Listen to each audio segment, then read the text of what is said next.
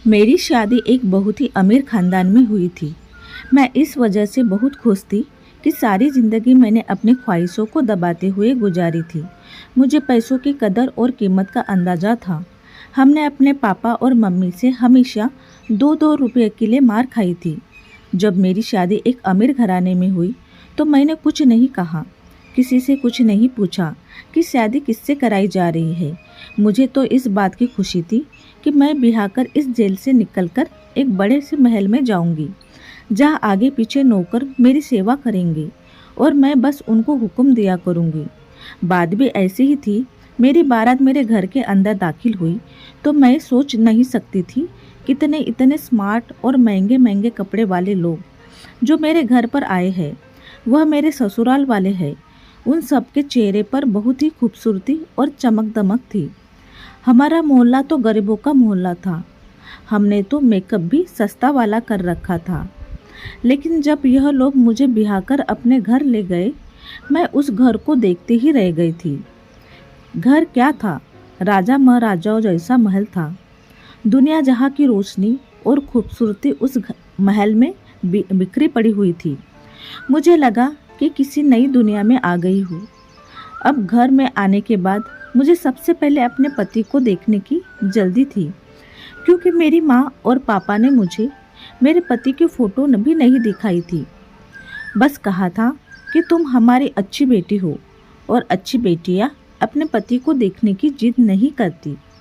हालांकि लड़कियों को यह हक है कि वह अपने होने वाले पति को देखिए, पर मेरे पापा और मम्मी ने यह हक मुझसे छीन लिया था।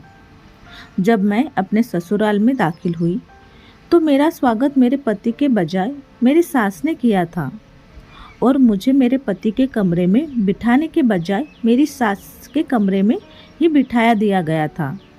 मैं समझी थी कि शायद उन लोगों ने कोई रस्म करना होगा। फिर कुछ और लड़कियां उस कमरे में आई, छोटी मोटी रस्में की, पर मेरे पति ने चेहरे से चेहरा नहीं हटाया। मैं तो खुद नज़रें झुकाकर बैठी हुई थी। मैं अपने पति को उस वक्त नहीं देख सकती थी, पर मैं किस्मत की मारी, मुझे क्या पता था कि अब मेरी मुश्किलों का दौर शुरू हो चुका है। सब लड़कियों के कमरे से जाने के बाद मैं उम्मीद कर रही थी कि मेरी सास मुझे उठाकर मेरे शौहर के कमरे में ले जाएंगे, मगर ऐसा कुछ भी नहीं हुआ। वह कमरे को बाहर से बंद करके चली गई। मैं पीछे उनका इंतज़ार करती रह गई। लगभग आधा घंटा गुजर गया।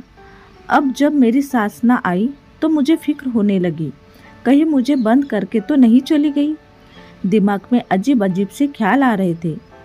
पति से मिलने की भी जल्दी थी, क्योंकि शादी के बाद हर औरत की यही ख्वाहिश होती है कि उसका पति उसे मोहब्बत करे, अपने मोहब्बत का इजहार करे, उसकी खूबसूरती की तारीफ़ करे, उसे ढेर सारा प्यार भरी बातें करे। पर यहाँ तो ऐसा कुछ भी नहीं हो रहा था। बैठे बैठे मेरी कमर अकड़ने लगी थी। इससे पहले कि मैं बेड से उठकर दरवाजे तक जाती, कमरे का दरवाज़ा ज़ोर से खुला और मेरी सास किसी तूफान की तरह कमरे के अंदर दाखिल हुई। लेकिन उस वक्त हुई जब उन्होंने कमरे को अंदर से कुंडी लगा दी। यह काम तो मेरे पति का होता है, मेरे दिल में सोचने लगी। मैंने नज़रें उठाकर अपनी सास की तरफ देखा तो मेरे करीब आकर बैठ चुकी थी। मेरे साथ मुझे बहुत ही गौर से देख रही थी।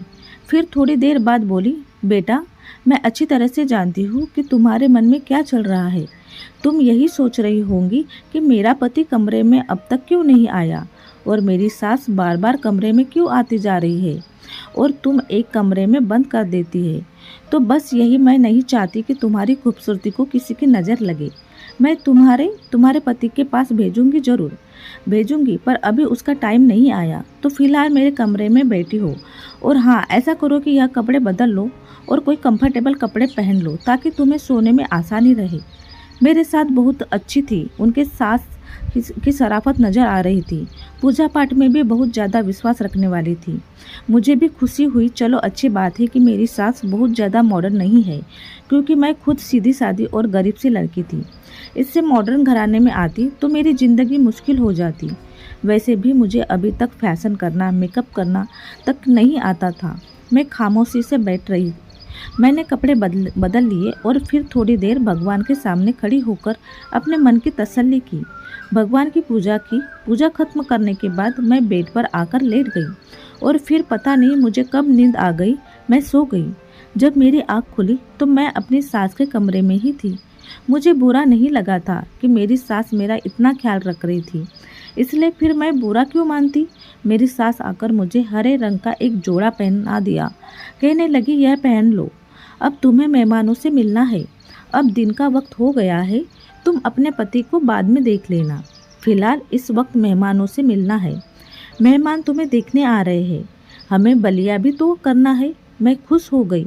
मैंने अच्छी तरह से कपड़े पहनकर खुद को तैयार कर लिया। औरतें मिलने के लिए मुझसे बारी बारी आने लगी। खानदान की नई सदस्य थी, इसलिए मुझसे मिलने के लिए बहुत सारे लोग आए थे। पर जो भी मुझे देखता वह बड़े अजीब नज़रों से देखता और घूरता ही चला जाता। यह ऋतिक की बीवी है। हर मिलने वाली औरत अजीब सा मुंह बनाकर यह बात जरूर करती कि यह ऋतिक की बीवी है। सारे मेहमान औरतें मुझे मुड़ मुड़कर ऐसे देखते थे जैसे कोई अजूबा हो। मैं लोगों की नज़रों का मतलब नहीं समझ पा रही थी कि आखिर वह सब ऐसे क्यों देख रहे हैं, पर मुझे मुड़ मुड़कर क्यों देखती है। लेकिन एक बात अजीब थी, किसी ने भी मेरे पति ऋतिक का जिक्र नहीं किया, ना ही ऋतिक के बारे में कुछ पूछा। सबकी नज़रों का निशाना मैं ही बनी थी। सबकी निगाहों में मैं अपने लिए तरस देखा था। मुझे देखने आने वाली हर औरत मुझसे यह जरूर कहती कि भगवान तुम पर दया करे और तुम्हारी ज़िंदगी को आसान करे। मुझे बहुत अजीब लगता क्योंकि मेरे ससुराल वाले बहुत ही अच्छे लोग थे। उन्होंने मेरे साथ अब तक कुछ भी गलत नहीं किया था, बल्कि मुझे हाथों हाथ लिया था। मुझे यह महसूस भी नहीं होने दिया था कि मैं किसी गरीब घर से आई हूँ। लेकिन मुझे क्या पता था, यह हमदर्दी मेरी गरीबी की वजह से नहीं, बल्कि मेरी बदकिस्मती की वजह से है। सब लोग दिखा रहे थे। थोड़ी देर बाद मेरी सास मुझे कमरे में बिठाकर बाहर चली गई। अभी तक मैंने अपने पति को नहीं देखा था। जब मेरी सास मुझे कमरे में छोड़कर जाने लगी तो मैंने अपनी सास से कहा, माँ जी। क्या बोली? माँ नहीं होगा। मेरी सास मुस्कुरा पड़ी और मेरी बात काटने हुए बोली, मुझे पता है तुम बोली मैं के लिए क्यों कर रही हो, क्योंकि तुम्हें ऋतिक को देखना है ना, इसलिए। लेकिन बहू रानी, ऋतिक का दीदार करना इतना आसान नहीं है। ऋतिक का दीदार करने के लिए, उसका चेहरा देखने के लिए तुम्हें बहुत सारे इम्तिहानों से गुजरना पड़ेगा। बहुत सारे इम्तिहान तुम्हें पास करने पड़ेंगे, तब कहीं जाकर तुम अपने पति यानी ऋतिक को देख पाओगी। कैसे इम्तिहान? मैं एकदम घबरा गई और पूछ बैठी। तो मेरी सास बोली, पहले तुम्हें खुद को ऋतिक के काबिल बनाना होगा। अगर मैं ऋतिक के काबिल नहीं थी तो उन्होंने मुझसे शादी क्यों की? मेरी जुबान पर शिकायत आ ही गई। अब जाहिर है, इतनी देर से आंखों में चोली चल रही थी। मेरा हक तो बनता था कि मैं अपने पति के बारे में अपनी सास से सवाल कर सकूं। मेरी बात सुनकर सास कानों को हाथ लगाकर कहने लगी, अरे भाई, पति से मिलने के लिए इतनी जल्दी? हमारे ज़माने में तो लड़कियां इतना शर्माती थी कि जब कोई रिश्ता लेने के लिए उनके घर में आता था तो वह सामने ही नहीं आती थी और फिर पति से हफ्ता हफ्ता नज़र ही नहीं मिला पाती थी। पर आजकल की वह लड़कियां, उन्हें तो पति से बात करने का बड़ा शौक होता है। मेरी सास की सोच बहुत ही पुराने ज़माने की थी। मैंने खामोश रहना ही अच्छा समझा। चलो, आखिर अपने बेटे को कितने दिन तक मुझसे दूर रखेगी? वह भी मुझसे मिलने के लिए बेचैन नहीं होंगे? क्योंकि जब मर्द शादी करता है तो बीवी से मिलने का दिल उसका भी करता है। मैं अकेली तो नहीं तड़प रही थी इस आग में, यही सोचकर खामोश हो गई थी। लेकिन मेरे पति की तरफ से किसी भी तरह की कोई जल्दबाजी दिखाई नहीं दे रही थी। कहीं से भी कोई आसार नज़र नहीं आ रहे थे, क्योंकि नहीं मुझसे मिलने की जल्दी है। इसी तरह से पूरा दिन गुजर गया, यहाँ तक कि दोबारा रात हो गई। अब तो मेरा पारा गर्म होने लगा। मैंने अपने सास से कहा कि आज भी मैं क्या आपके कमरे में ही सोऊंगी? मेरी सास ने फिर वही पुराने ज़माने की बातें लेकर बैठ गई थी। अरे अजीब बेशर्म लड़की हो, तो तुम्हें बहुत जल्दी है अपने पति के कमरे में जाने की? वह भी शादी के दूसरे ही दिन।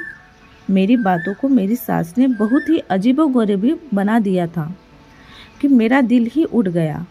अच्छा चलो एक काम करते हैं। मेरी सास ने मुझसे अपने पास बुलाया और कहा, क्या काम है? मैंने सवाल किया। नज़रों से उनकी तरफ देखा। बेटा, जब तुम्हारा पति तुमसे मिलने के लिए आए तो तुम दोनों के बीच में एक पर्दा होना चाहिए। कम से कम 7 दिन तक तुम्हें सुबह सवेरे उठकर आरती करनी होगी और सोने से पहले भी भगवान जी की पूजा करनी होगी। हमारे जो पंडित जी हैं उन्होंने यही कहा है कि 7 दिन तक तुम्हें यह विधि करनी होगी और इससे पहले तुम अपने पति का चेहरा नहीं देख सकती। मेरा बेटा ऋतिक भी पूजा पाठ से दूर भागता है, इसलिए उसको भी 7 दिन तक यह विधि पूरे विधान से करनी होगी, तभी वह भी तुम्हारा चेहरा देख सकेगा। मेरे बेटे को सुधारने का एक ही तरीका है, क्योंकि वह पूजा पाठ में विश्वास नहीं रखता। तो 7 दिन तक इस विधि को तुम्हें और मेरे बेटे ऋतिक दोनों को इस विधि को पूरा करना होगा। इस तरह मेरा बेटा सुधर जाएगा और पूजा पाठ में और भगवान में विश्वास करने लगेगा। फिर उसके बाद तुम दोनों एक दूसरे की शक्ल देख लेना। मैं अपने सास की बात सुनकर चुप हो गई थी, लेकिन मुझे दिल में खुशी हुई थी कि सास का रवैया मेरे साथ अच्छा था। वह बस यह चाहती थी कि हमारे रिश्ते में भगवान जी की कृपा बनी रहे, एक दूसरे से लड़ाई झगड़ा ना करे। इसलिए मुझे पहले पूजा पाठ का पाबंद करना चाहती थी। मुझे अपने सास की इस सोच पर खुशी हुई थी। मैंने कहा, ठीक है, मैं आज से ही यह विधि करना शुरू करूंगी। फिर उसी समय से ना भगवान जी की पूजा पाठ में लग गई। मेरी लगन देख के मेरी सास बहुत खुश होती, कहती, तुम बहुत अच्छी लड़की हो, भगवान तुम्हारी उम्र लंबी करे और मेरे बेटे ऋतिक के लिए तुम्हारे दिल में मोहब्बत पैदा करे। अब मैं अपनी सास को क्या बताती कि मेरी मोहब्बत हो उसी समय शुरू हो गई थी जब मैंने ऋतिक के साथ फेरे लिए थे। अभी एक ही दिन गुजरा था कि मेरी सास मेरे कमरे में आई और कहने लगी कि बेटा, पंडित जी ने कहा है कि तुम्हें दिन में 2 बार नहीं बल्कि 5 बार पूजा पाठ करनी पड़ेगी। अरे भाई, अब तुमने ही एक बार सुबह को ही पूजा की थी तो तुम अपने पति से नहीं मिल सकती। मैं उदास हो गई, लेकिन फिर मैंने सोचा चलो कोई बात नहीं, मैं अपने पति के लिए दिन में 5 बार ही पूजा कर सकती हूँ। इसी तरह अगला दिन गुजर गया। अगले दिन मैंने 4 टाइम पूजा की। सोने से पहले भगवान जी की पूजा करना रह गया था। मैं बहुत खुश थी, चलो कम से कम मैं अपने पति से मिल सकूंगी, क्योंकि मेरी सास ने कहा था कि 7 दिन से पहले पति का चेहरा नहीं देखना, लेकिन अगर तुम पूरी लगन से पूजा करते हो तो सिर्फ पति को देखने बिना उससे मिल सकती हो। मैंने सोचा था चलो कोई बात नहीं, पति की आवाज़ तो सुन सकती हूँ। अगर पति का चेहरा नहीं देख सकती तो मैं उसे कम से कम बातों तो कर सकती हूँ। मैं अपने कमरे में बैठी थी और उन्हें हसीन ख्यालों में खोई हुई थी कि मेरी सास आई और कहने लगी कि सपनों में रहने की वजह सबसे पहले रात वाली पूजा कर लो, क्योंकि जब तक तुम दिन की पूरी पूजा पाठ नहीं कर लेती मैं तुम्हें अपने बेटे से नहीं मिलने दूंगी। वह अपने हाथ में एक सफ़ेद कलर का दुपट्टा लेकर आई थी। कहने लगी, इस दुपट्टे को अपने सर पर डाल दो, तभी पूजा करना। यह दुपट्टा हमारे पंडित जी ने दिया है, कहा कि रात को ऐसे सर पर डालकर ही पूजा करनी है। मैंने अपने सास के हाथों से दुपट्टा ले लिया और सर पर डालकर भगवान जी की पूजा करने लगी। उसे दुपट्टा से हल्की हल्की खुशबू आ रही थी, जो मुझे बहुत अजीब सी लग रही थी। मुझे अजीब सा महसूस हो रहा था, किसी अनहोनी का एहसास हो रहा था, लेकिन फिर भी मैंने उस दुपट्टे को अपने सर पर डाल रखा। लेकिन धीरे धीरे मेरा सर भारी होने लगा, मेरे सारे हाथ पैर ढीले पड़ गए और मैं बेहोश होती चली गई। मुझे महसूस हुआ कि जैसे किसी ने मुझे गोद में उठाकर बेड पर लिटा दिया। फिर पूरी रात ऐसे ही निकल गई। समझ ही नहीं आ रहा था कि मैं सोई हूँ या जागी हूँ। यहाँ तक कि जब सुबह मेरी आँख खोली तो मेरे सर में हल्का हल्का दर्द हो रहा था। मेरी नींद पूरी नहीं हुई थी, मुझे कोई भी ताजगी नहीं थी। अजीब सी थकावट थी जिसने मुझे घेर रखा था। मैं बहुत अजीब सा महसूस कर रही थी। तबीयत भी भारी भारी सी थी। सर में दर्द भी था। मेरी सास उठकर मेरे कमरे में आ गई। यह लो बेटा, दूध पी लो। मेरी सास ने मेरी तरफ दूध का ग्लास बढ़ाते हुए कहा, तुम थक गई होंगी, सारी रात पूजा पाठ जो कि है। मैंने सास से बोली, नहीं माँ जी, मैंने कहा पूजा पाठ की पूजा पूरी नहीं हो पाई थी। उसी वक्त मुझे नींद आ गई थी। मेरी बात सुनकर मेरी सास बोली, ओहो बेटी, यह क्या किया? अब तो मैं तुम्हें आज भी ऋतिक से नहीं मिलवा पाऊंगी। मेरी सास ने मेरे सर पर बम गिरा दिया। तो क्या मैं अपने पति से मिलने के लिए सारी जिंदगी ऐसे ही तरसती रहूंगी? मेरी बात सुनकर मेरी सास जोर से हंस पड़ी। मेरी सास कहने लगी, मैंने कब कहा कि तुम ऋतिक से नहीं मिल सकती? बस आज की पूजा पाठ पूरे विधि विधान से कर लेना, फिर तुम रात भर ऋतिक से मिल सकती हो। मैंने अपने सास से कहा, ऋतिक का दिल नहीं करता मुझसे मिलने के लिए? तो मेरी सास हंस पड़ी। अरे वह तो दिन रात मेरा दिमाग खाता है कि मुझे निशा से मिलवा दो। लेकिन नहीं बेटी, जब तक तुम दोनों को मेरी पूजा पाठ की पूरी विधि विधान से नहीं कर लेती, मैं तुम्हें एक दूसरे से नहीं मिलवा सकती हूँ। सास की बात सुनकर मैं खामोश हो गई। आज जो मेरी पूजा करने का भी दिल नहीं कर रहा था, क्योंकि 3 दिन हो गए थे और मैंने अपने पति को देखा ही नहीं था। पर फिर भी एक अजीब सा सिलसिला शुरू हो गया। मैं दिन में 4 बार पूजा करती, लेकिन रात की पूजा के बाद मेरे सास मेरे कमरे में आती और कहती कि बेटी, आज मैं तुम्हारे लिए फल चीज खाने के लिए लाई हूँ, यह तुम खा लो। मैं वह चीज़ खा लेती और उसे खाते ही नींद आ जाती। मेरी सास कभी खजूर लेकर आ जाती, तो कभी दूध की प्याली, तो कभी खीर, तो कभी शरबत। सास की लाई हुई चीज़ों को खाते ही नींद के आगोश में चली जाती। फिर पूरी रात सोई रहती, ना जागती रहती। बस ऐसा लगता है कि मेरे पास कोई है, मैं किसी को अपने आगोश में महसूस करती हूँ। लेकिन एक रात मैंने सोच लिया कि मैं सच्चाई जानकर ही रहूँगी। क्या फिर रात को मेरे पास कौन आता है और मेरी सास मुझे खाने में क्या चीज़ खिला देती है? रात होते ही जैसे ही मेरी सास मेरे पास आई और कहने लगी, बेटा, मैं तुम्हारे लिए यह जूस लेकर आई हूँ, इसे पी लो, तुम्हें ताकत मिलेगी। देखो दिन ब दिन कैसे कमज़ोर होती जा रही हो।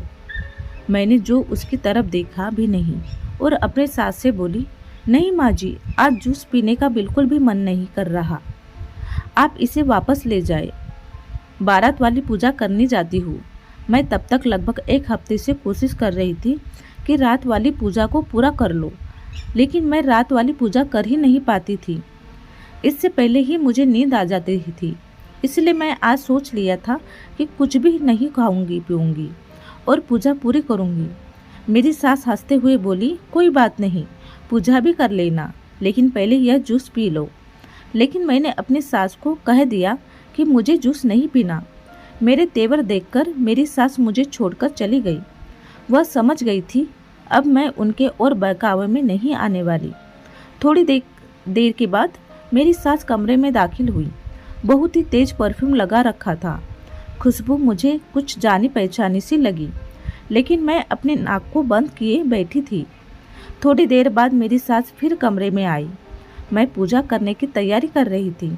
मेरी सास के चेहरे से साफ लग रहा था कि मुझे जगा हुआ देखकर वह परेशान है।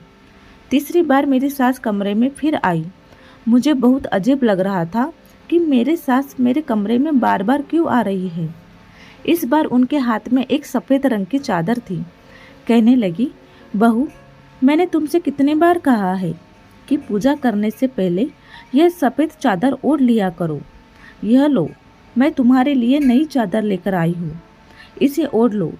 मैंने सोचा चादर ओढ़ने में क्या हर्ज है। मैंने अपने सास के हाथ से वह चादर लेकर अपने सर पर डाल दी और फिर मेरे साथ वही हुआ जो मैं बिल्कुल नहीं चाहती थी। चादर उड़ते ही मेरे ऊपर बेहोश सवार होने लगी, नींद आने लगी और फिर मैं सो गई। इस कदर गहरी नींद कि जब मेरी आँख खुली तो सुबह के लगभग 8 बज गए रहे थे। मुझे लेट उठना बिल्कुल भी पसंद नहीं था, लेकिन फिर भी आज मैं लेट उठी थी। लेकिन इतना लेट उठने के बावजूद भी मेरा मूड बिल्कुल भी खराब नहीं था, बल्कि बहुत जल्द अच्छा था, क्योंकि मुझे पता था कि अब आगे मुझे क्या करना है, मेरा अगला कदम क्या होगा। अपनी सास की चालाकी, उसे मैंने कैसे बचकर निकलना है। मैंने सोच लिया था कि मैं अब यह पर्दाफाश करके ही रहूंगी, तो मैंने ऐसा ही किया। रात का वक्त हो गया था। रात होते ही मेरी सास की आवाज़ ही मेरे कमरे में बैठने लगी। मैंने बिस्तर पर तकिया रखा और वहीं लेट गई। मैंने सोने का नाटक करना था।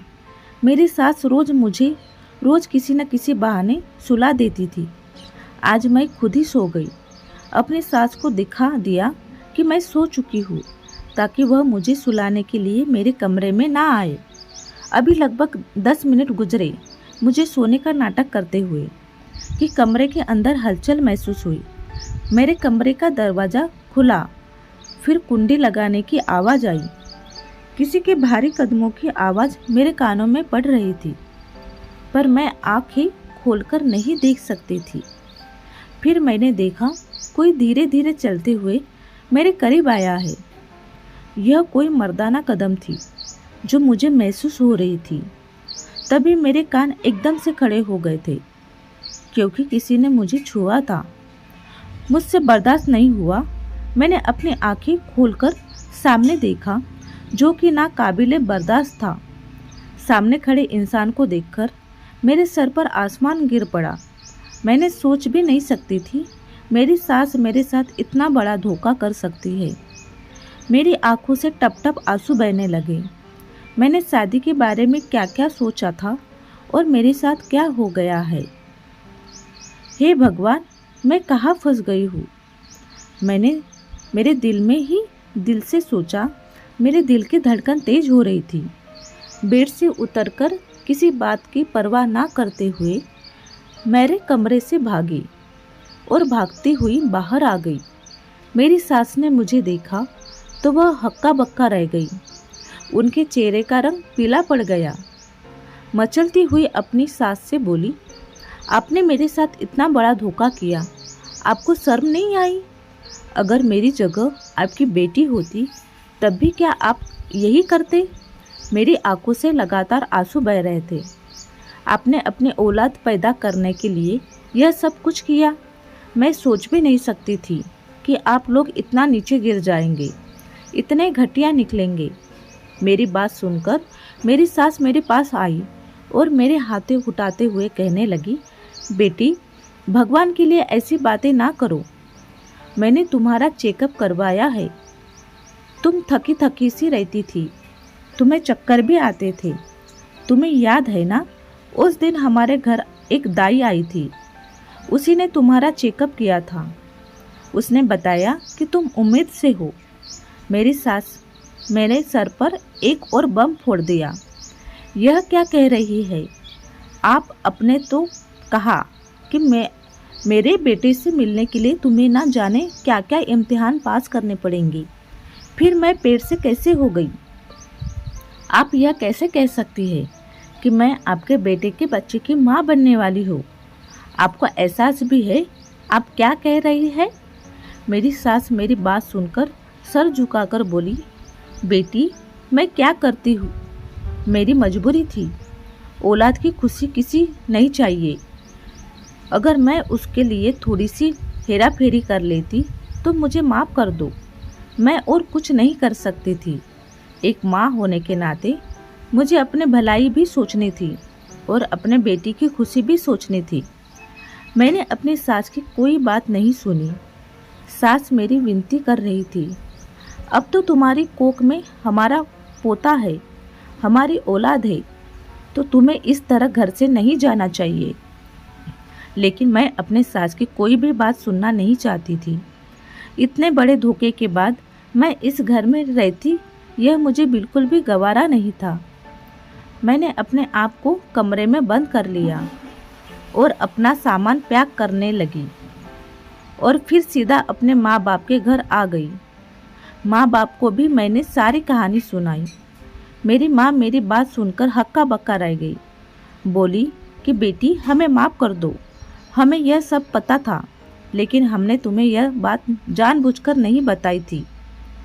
मैं सोच भी नहीं सकती थी कि मेरी माँ मेरे साथ ऐसा कर सकती है। मैंने कहा, आप लोग तो मेरे अपने थे, फिर आप लोगों ने मेरे साथ इतना बड़ा धोखा क्यों किया? मैं रोने लगी तो माँ ने मेरा हाथ थाम लिया।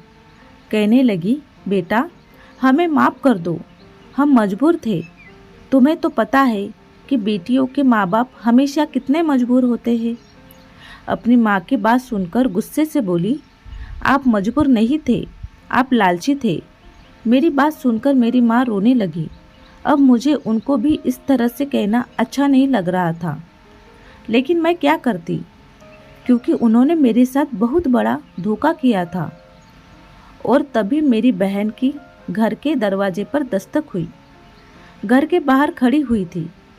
उसका हुलिया देखकर लग रहा था कि वह भी अपने पति से लड़कर आई है। यह सब देखती ही मेरे दिल बैठने लगा। मैंने कहा, तू भी अपने घर में सुकून से नहीं हो। तुमको सुकून नहीं तो मुझे कैसे सुकून हो सकता है? तुम्हारी तो शादी इतने बड़े घर में हुई है, फिर भी खुश नहीं हो तो मैं कैसे खुश रह सकती हूँ? हमारे घर में रुपए पैसों की तंगी है, रोज़ घर में लड़ाई झगड़े होते हैं। मेरा पति मुझे मारता पीटता है। एक वक्त की रोटी के लिए भी हम लोग तरस जाते हैं। अब हम दोनों बहनें अपने पति और अपने माँ बाप के घर बैठ गए थे। मुझे लगने लगा कि मैं अपने माँ बाप पर जुल्म कर रही हूँ। रात को सोने के लिए बैठी तो वही वाला मंजर मेरी आंखों के सामने घूमने लगा। जब मैं सोई थी तब कमरे में कोई आया था और मैं चेक कर अपनी सास के पास पहुंची थी। मेरे कमरे में आने वाला कोई और नहीं बल्कि मेरा पति था। मेरा पति इतना कुरूप था कि उसकी शक्ल देखते ही मेरे सर पर आसमान गिर पड़ा था। पता नहीं मेरे पति जन्म से ही इतना बदसूरत था या फिर बाद में किसी दुर्घटना में ऐसा हुआ था, लेकिन जो भी था बहुत ज़्यादा बदसूरत था मेरा पति।